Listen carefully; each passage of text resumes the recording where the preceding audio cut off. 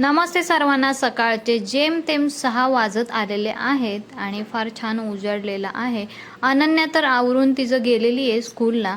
Kavya मॅडमचे school दुपारी आहे, पण सकाळी लवकर उठून दीदीला बाय करण्यासाठी खिडकीतून पाहते अनन्याला. दिवसभर रेग्युलर कामं तर चालूच राहतात, पण संध्याकाळी पण माझी कामं आज चालू होती. त्याच्यामुळे संध्याकाळचा जेवणाचा बेत अगदी त्यांच्याकडे होता आणि त्यांनी फार छान टेस्टी अशी दाल खिचडी बनवलेली होती आणि ती जितकी यम्मी दिसतीये ना, तेवढीच टेस्टी झालेली होती. मस्त तडका वगैरे दिलेला आहे.